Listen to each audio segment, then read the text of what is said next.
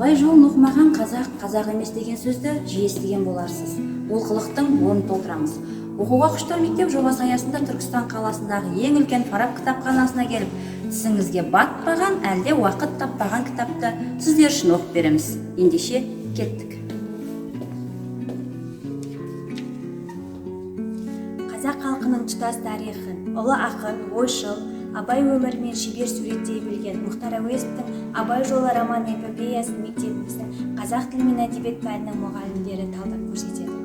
Абай дана, Абай дара қазақтан. Жас ұрпақ Абайды тану арқылы тұтас қазақ халқын таниды. Сондықтан да Абай өмірі өскелең ұрпақ үшін өнеге. Олай болса, біздің нысан Абай жолы.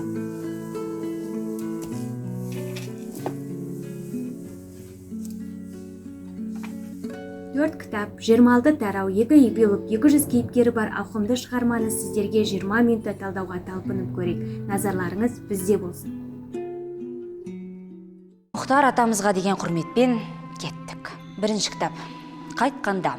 Роман 13 жасар Абайдың оқудан ауылға қайтуынан басталған. Ел арасында атасы Қодар мен келіні Қамқа көңілдес деген қауесет тарап, Абайдың әкесі Құнанбай оларды өлім жазасына кеседі. Бұны көрген бала Абай шыдамай ауырып қалады. Сол кезде ауылға Барлас пен Байгөкше деген өнерпаздар қонақ болады. Қат-қабатта Шыңғыстаудың бел ортасындағы қыстауға таласып, аяқ астынан жер дау бастап кетеді. Жер дауы кезінде ашуға мінген Құнанбай бәрінің қарсылығына қарамай, Жігітек руының беделді азаматы Бөжейге дүре соқтырады. Жолда Бөжей бастаған топ Құнанбайдың үстінен арыз жазып, Құнанбай мен Абай Қарқаралыға жол жүреді. Ол жерде Абай шөже ақынды көреді. Алшынбай Құнанбай мен Бөжейді татуластырып, татулық белгісі ретінде Бөжей Құнанбайдың Кәмшат деген бүлдіршін қызын бала етіп алады. Шытырманда Абай Құнанбайдың жұмсауымен жер қыстау мәселелеріне араласады. Сол жолда жүргенде алғашқы махаббаты Тоғжанды кездестіреді.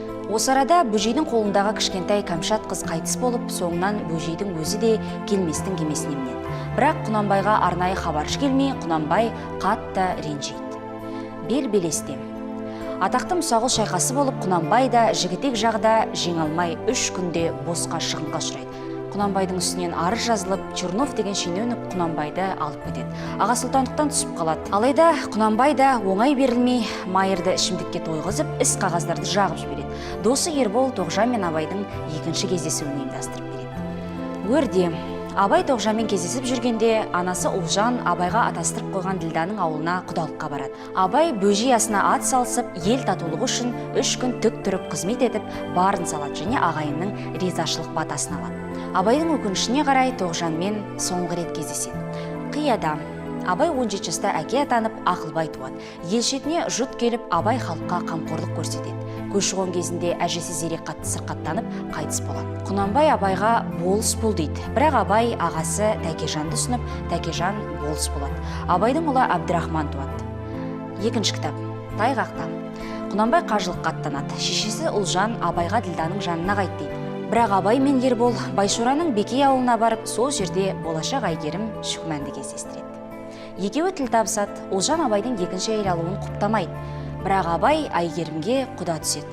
Жайлауда Абай ауылында бір жағынан Біржансал, бір жағынан Ділданың шешесі қонақтап жатады. Абай енесіне барып сәлем бермей, жас әйелі мен Біржанның жанынан шықпай сауық құрғызады. Осы сауықтарда Оралбай мен Керімбала деген жастар табысып, Оралбай Қаракесекке атастырылып қойған Керімбаланы алып қашады. Жігітек пен Бөкенші арасында шайқас туып, ақыры 2 жасты айырады. Еңісте 4 жылғы қажылықтан Құнанбай оралған кез. Тәкежанның баласы Мақұлбай қайтыс болады. Абайдың інісі Оспан Құнанбайдың жас тоқалы Нұрғаным, Абайдың досы Базаралымен көңілдес деген сыбысқа сеніп, тоқал шешесімен біраз тіреседі. Керімбаладан айырылған Оралбай ел бүлдіріп, оған араша түскен Абай түрмеге қамалады. Салтанат деген құдаша оны 1000 сом төлеп алып шығарып алады. Оқапта Абай мен Салтанаттың сырласып отырғанын жұрттан естіп қалған Әйгерім қатты ренжиді. Дүтбай мен Үмітей деген жастардың тойында Құнанбай баласы Әмір бастаған сал серлер шектен шығып, жұрт Құнанбайға арыз айтады. Құнанбай Әмірді қылғындырып, өлтірем деп жатқанда Абай кіріп келіп араша түседі. Құнанбай теріс батасын береді. Абай достарымен аңға шығып, жолда адасып Найман ауылына тап болады. Сол жерде алғашқы махаббаты Тоғжанды көреді. Бұны естіген Әйгерім тағы да ренжиді. Асуда Ресейден патша өлтірді деген хабар келеді. Абай ағасы Тәкежан мен оның баласы Әзімбайдың біраз былықтарына, лаш жолмен жинаған байлықтарына, досы Базаралыны айдауға жібергеніне ашуланады. Тарауда Абай бір топ жігіттермен Балықбектегі сиязға аттанады. Сол жерде біраз даудың түйінін шешіп, әділдік орнатады. Досы Михайловтың кеңесін тыңдап, балаларын орысша оқуға береді. Ал өзі өлеңдерін қағазға түсіре бастайды. Биікте Абай Пушкин мен Лермонтовтың шығармашылығына ден қойып, оларды рухани аға етіп алады. Евгений Онегинді аударып, Татьянаның әні деген ән ел арасында кеңінен таралады. Әйгерім екеуінің арасындағы ыстық сезім қайта жаңғырады. Дайынсыздар ма? Ендеше кеттік. 3-ші кітап. Абай аға. Айналасына шығармашыл жастар жинаған Абай еңлік кебекті жазуды Дәрменге тапсырады. Жігітек руының қыстық шөптерін Тәкежанның ұлы Әзімбайға орғызып, Абай оған бұныңды ғой дейді, бірақ Әзімбай Тәкежанды ғана тыңдаймын дейді. Сол жылы шыққан Қарашығын деген салықты Ырғызбай балалары алып қойып, оған қарсы шыққан басқа төрелер болыс сайлауында Абайдың інісі Оспанға дауыс бермей қояды. Абайдың досы Базаралы айдаудан қашып келеді. Кек жолында Әзімбай жігітектің шөбін ақыр бермейді. Базаралы 40 жігіт жинап, Тәкежанның 800 жылқысын елге соғым болсын деп таратып жібереді. Әзімбай боран құтырып тұрған кезде қойшы Исаны қой іздеуге жіберіп, Иса 4 қасқырды өлтіріп, өзі де қаза табады. Тәкежан жоғалған 800 жылқысын екі есегіп қайтарып алып, ел жоқшылыққа ұрынады. Қарашығын жаңа салық Шыңғыстау етегіндегі кедейлердің өмірін қиындатып жібереді. Кедейлердің соңғы малын аламыз деп келгендер қарсылыққа жолығады. Абайдың баласы Әбіш араша түседі. Бұның бәрін көрген Абай қалайша осы күйге түстік деп назаланады. Өкініште Абай баласы Әбішпен ұзақ сырласады. Әбіш достарымен Қоңырәулиеге жол тартады. Жолда сұлу Мағрипамен танысып, бірақ өзінің дертінен қорыққан Әбіш әзір үйленбеймін дейді. Оразбай мен Оспан екеуінің арасында қақтығыс боп, Оразбай арыз жазады. Сол арыз бойынша Абайды қалаға шақыртады.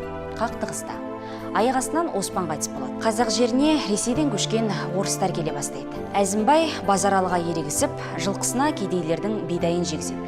Базаралы Әзімбайдың 30 жылқысын айдатып алады. Осыдан бүлік басталып, екі жақта қару алып шайқасқа дайындалады. Абай Ресейден келген орыстар кедейлер жағына шығады. Ақыры 30 жылқы кедейлерге қалады. Құнанбай балалары бірігіп, Оспанның жылын береді.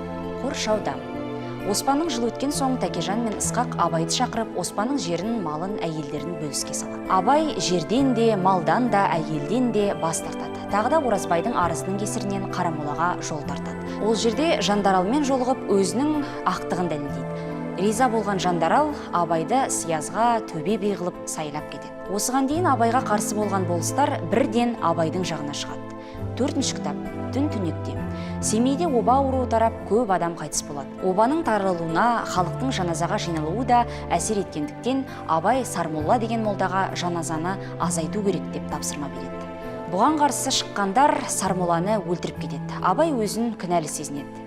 Құз қияда Әбіш пен Мағрипаның тойында бір-бірін ұнатып қалған Дәрмен мен Мәкен елден қашады. Мәкеннің әмеңгері Дайыр жігіттер жинап келіп, Дәрмен мен Мәкенді байлап кетеді. Оларға Әбіш ара түсіп, заң жүзінде Мәкенге бостандық алып береді. Қалың малын Дәрменнің достары мен Абай көтереді. Қапада тараудың аты айтып тұрғандай, Абай шын мәнінде қапада қалады. Көп жылдар дос болған Дәркембай өмірден озады. Баласы Әбіш баяғы дертінен ұзақ ауырып, Алматыда жатып қайтыс болады.